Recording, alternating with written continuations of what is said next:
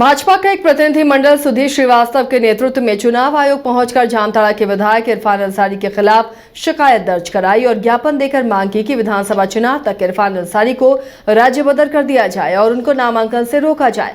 साथ ही उनके खिलाफ आपराधिक मामला दर्ज करने का भी आदेश दिए जाने की अपील की। मैं और लक्ष्मी जी शामिल थे।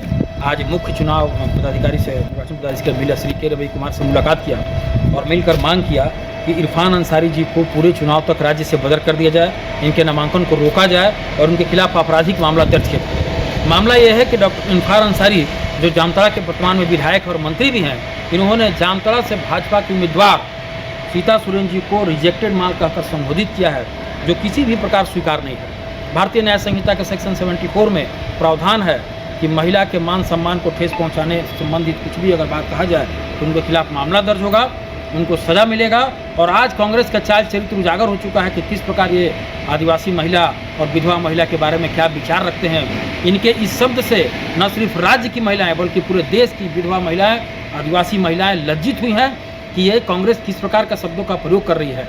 आज मुख्य चुनाव पदाधिकारी ने वीडियो को देखा है और मामले में त्वरित जांच के आदेश दिए हैं और हम लोगों ने मांग किया है कि इनके खिलाफ कड़ी से कड़ी सजा। मैं पेट्रोल पंप के मालिक से रंगदारी मांगने और पंप के कर्मियों को धमकी देने के मामले में गिरिडीह की नगर थाना पुलिस ने 4 अपराधियों को गिरफ्तार करने में सफलता हासिल की है। जिन अपराधियों को पुलिस ने गिरफ्तार किया है उनमें पचम्बा थाना क्षेत्र के बनखजों का रहने वाला सोहेल अंसारी उर्फ नेटी और शाहिद अंसारी, बोडो निवासी मोहम्मद एहसान अंसारी और नगर थाना क्षेत्र के न्यू चूड़ी मोहल्ला के रहने वाले मोहम्मद एहसान अंसारी शामिल हैं।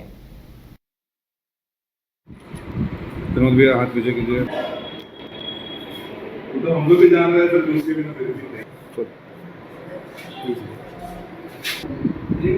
मीडिया के लिए वीडियो बनाना। नगर थाना में एक केस प्रतिवेदित हुआ था happy service station petrol pump के द्वारा, जिसमें कंप्लेंट किया गया था कि उसके यहाँ तेल भराने के नाम पर 2 लड़का आया, तेल भरवाया और जब पेट्रोल पंप कर्मी उससे पैसा मांगने लगा तो पैसा भी नहीं दिया और उससे उसका 5,000 रुपया उसके स्टाफ से छीन लिया। उस दिन तो वो भाग गया। अगला दिन फिर उसका दो अपराध कर्मी आकर के फिर रंगदारी के रूप में उससे पैसा मांगने लगा पेट्रोल पंप कर्मी से। थाना को सूचना मिली तो त्वरित कार्रवाई करते हुए उसी दिन जो नेक्स्ट टाइम आया था पैसा मांगने के लिए रंगदारी के रूप में, उसको उसी दिन पकड़ लिया गया। पहला दिन जो इन्वॉल्व था वो भाग चुका था। तो एसपी साहब के निर्देश पर केस तो रजिस्टर हुआ ही, एक टीम बनाई गई इंस्पेक्टर साहब के नेतृत्व में, जिसमें sub inspector Sanjay, ASI Pramod Kumar और सरजू प्रसाद, मनोज कुमार दास, ये सभी टीम में शामिल थे। टीम के द्वारा एक तालमेल के साथ काम करते हुए इस केस में बाकी जो 2 अभियुक्त था उसको भी गिरफ्तार कर।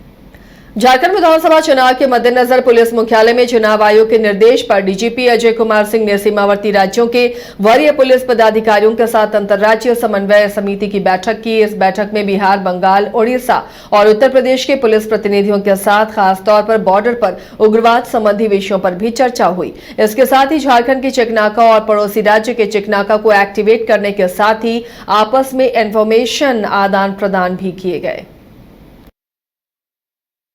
बाकी इस तरह से और वो जो जितने भी जो रूट्स हैं जहाँ को जितना संवेदनशील माना जाता है कि अगर कोई इलीगल कैश का ट्रांजैक्शन होगा या इलीगल और भी मतलब किसी भी अन्य वस्तु का अगर ट्रैफिकिंग होगी तो उसके भी रूट निर्धारित हैं और उसका आइडेंटिफिकेशन करके वो रूट्स वगैरह जो हैं हम लोगों ने अपने जितने भी सीमावर्ती राज्य हैं उनको दे दिए हैं और उनसे अनुरोध किया गया है कि वो अपने अपने क्षेत्रों में भी उस पर निगरानी रखें और संभव हो तो इन्फॉर्मेशन दे करके उसके ऊपर कार्रवाई करने में सहयोग करें।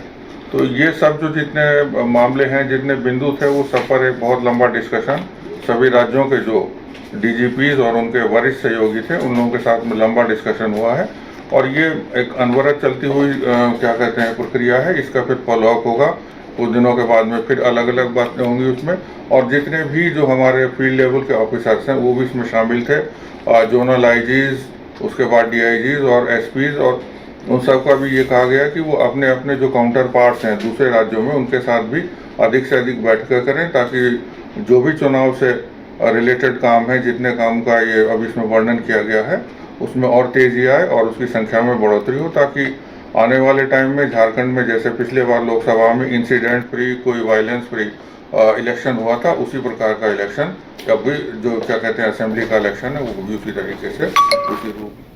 बीरभूम में गोमिया के जेएमएम प्रत्याशी योगेंद्र महतो ने नामांकन कर सभा का आयोजन किया। पूर्व मंत्री बेबी देवी, मथुरा महतो, उमाकांत रजक, पूर्व विधायक बबीता देवी समेत काफी संख्या में लोग मौजूद रहे।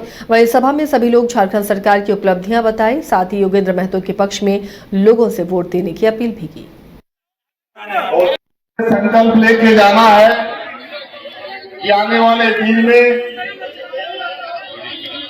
हमारे यशस्वी मुख्यमंत्री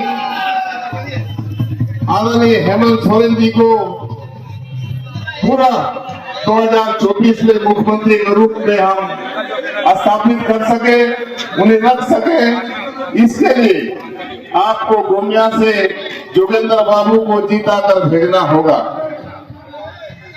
मैं तो ये कहूंगा कि आज ये झारखंड सरकार जो हेमंत सोरेन जी के नेतृत्व पर चल रहा है और हेमंत सोरेन जी ने यहाँ के झारखंड के आदिवासी मूलवासियों के लिए जितना विकास का काम किया है, आज 24 साल में किसी भी शासन करने वाले नेताओं ने नहीं किया है। आज गरीबों को किसी ने देखा तो हेमंत सोरेन जी ने देखा। अगर माताओं, बहनों को, महिलाओं को अगर किसी ने सम्मान दिया है तो हेमंत सोरेन जी ने दिया है। यहाँ के किसानों को सम्मान दिया तो हेमंत सोरेन जी ने दिया है। कोलेबिरा विधानसभा सीट पर इस बार चुनावी मुकाबला बेहद दिलचस्प होने जा रहा है, जिसमें प्रमुख गोंडवाना गणतंत्र पार्टी के प्रत्याशी नीरोज मांझी ने भारी समर्थकों के बीच अपना नामांकन दाखिल किया। उन्होंने निर्वाची पदाधिकारी और अपर समाहर्ता ज्ञानेंद्र के कार्यालय में आवश्यक कागजात जमा किए और चुनावी प्रक्रिया में आधिकारिक रूप से शामिल हो गए। मैं नीरोज मांझी गोंडवाना गणतंत्र पार्टी से। मेरा चुनाव लड़ने का उद्देश्य है कि जिस प्रतिनिधि चुनाव जीत के जाता है और प्रतिनिधि को जहां रहना चाहिए वहां नहीं रह के इधर उधर घूमते रहता है, जिस कारण से समाज में अच्छी तरह से काम नहीं हो पाता है। जैसे देखा जाए स्कूल में भ्रमण करना चाहिए, लेकिन आज हमारे बच्चे का स्थिति बहुत ख़राब है कोई भी स्कूल में।